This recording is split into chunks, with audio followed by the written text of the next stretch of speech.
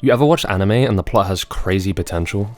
It literally gives you that indescribable curiosity where you start picturing your own endings to the story. But it's 12 episodes long, and of course there's no second season, so you just bitterly move on from it. I think we've all been there once, but some of you are more tenacious than that. You gotta know what happens. So, assuming your brain hasn't been fried by the modern world.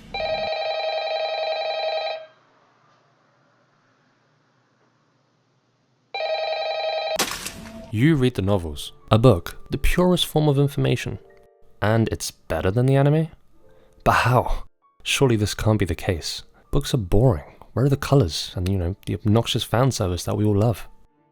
Alright, well, let's think back to 2017. We had it pretty good back then. No COVID, no brain rot, just you and your favourite series. This was a good time to be alive, and also coincidentally, when season 1 of Classmate of the Elite first dropped. Now, back then, I was just a mouth-breathing teenager. I watched the series and thought, damn, this is pretty great. The main character is hella badass, just like me for real. The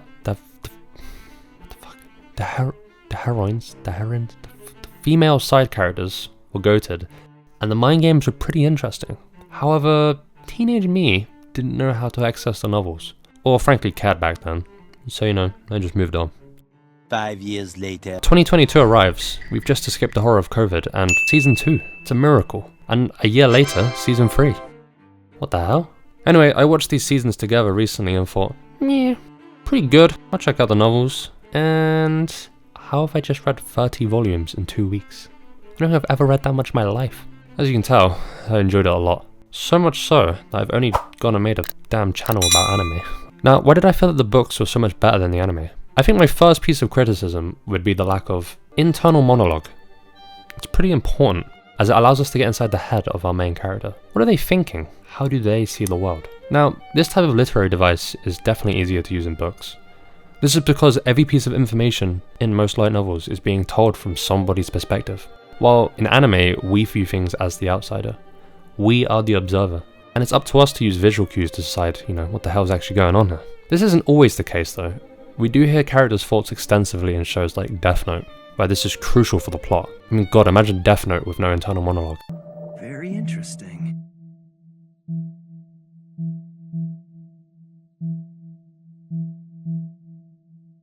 But in general, we don't really need to know what our character is thinking all the time. But how about when the main character is a blank slate? Classroom of the Elite's protagonist, Ayanokoji Kiyotaka, was raised in the White Room, an educational facility which focuses on becoming the ultimate Sigma male, cutting out anything deemed unnecessary, like emotions and friends. As a result, this guy has maxed out his intellect and physical prowess, while his ability to express human emotions and, in general, feel sympathy is at level 0. His thoughts and expressions do not linger at all. As a result, his character splits into 2 different versions of himself, the light novel Ayanokoji and the anime Ayanokoji, and the slow, special fella, manga Ayanokoji. But, we keep him locked in the basement. In the light novel, the story is being told from Ayanokoji's perspective. We see how he analyzes the world, what he thinks of others, and how he approaches things. And sometimes we get to see a part of him that you just don't get to see in the anime. Let me read you a small, insignificant scene from the light novels to kinda show you what I mean. The view was more beautiful than anything I'd seen in a movie, or envisioned in a book. It was the kind of sky you couldn't see in the large city. There were a few couples holding hands, looking up to the stars, shoulder to shoulder. I felt a little lonely. Because there was almost no light, I couldn't make out their faces, but I didn't particularly care. I wasn't interested in other people's romance. Now I know this doesn't really seem like much, but the point is, even such a random scene establishes a few things. Number 1, he's only experienced sights like this through books and movies, hinting to his past confinement in the White Room. And number 2, he does feel lonely in that moment. He does have feelings. He may not express them, but deep down he does feel a certain way towards many subjects that we just don't get to see in the anime. These type of extracts appear all the time in the novels, taking him from an edgy, scheming mastermind to a heavily traumatized experiment, experiencing these small inklings of humanity for the first time. On the other hand, this is how the scene went in the anime. You've overstayed your welcome. Oh. This is gonna be awkward.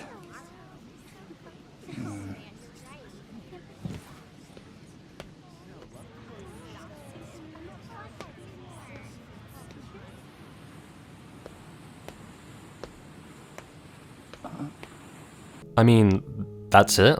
Now, ignoring the fact that the Horikita part never actually happened, that's a different issue. We had about 20 seconds there where they could have included something, even a small portion of Ayanokoji's thought process. And as a result, this scene felt incredibly hollow, and this is a reoccurring theme that adds up over time in the anime. A lot of the show feels incredibly off, with a lot of scenes of Ayanokoji just creeping about and observing, without seeing the magic of how he actively reads people and analyzes the special exams. And sometimes even the more mundane, normal aspects of his life.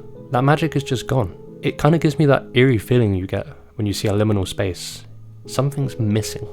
Something doesn't feel right. Now, some of the more observant watchers may be like, what about his iconic monologues? Yeah, okay, we do get the occasional inner monologue in the anime. However, they always seem to cram it at the end. And furthermore, cut it down to the point where it's just a husk of its original self. We never once get to see that real-time analysis. And this would be much more important in the highly anticipated year 2 of the series, which begins with season 4 of the anime and its weird, shiny new art style. Ayanokoji will be pressured heavily by not only the other classes and the acting director, Tsukishiro, but also the new first years as well. The mind games get taken to the next level, and with the presence of the unknown White Room student, Ayanokoji regularly has to take into account what the true intentions of anyone is, including Kushida, his own classmate, who's out to get him expelled. And along with his reputation increasing heavily amongst the school in general, people are starting to catch on to his true potential, so the pressure really is at its max. The anime has to adapt him more carefully and capture that true essence that makes him so interesting. Now, there's a list of other problems the adaptation has, like shafting side characters, changing scenes, increasing the fan service. However, this issue resonated with me most. Ayanokoji felt like the most significant factor for why I enjoyed the novel so much, compared to the anime.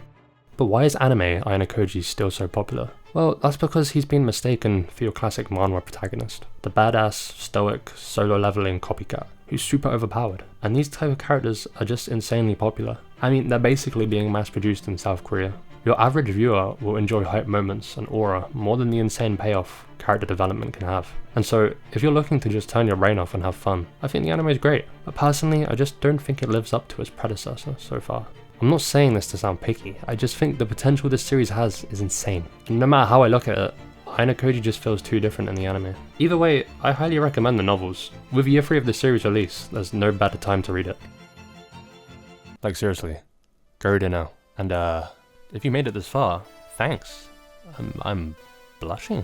I'm glad you enjoyed the video. If you want me to make more content like this on the novels, especially year 2 and 3, let me know below. And once again, thanks for watching.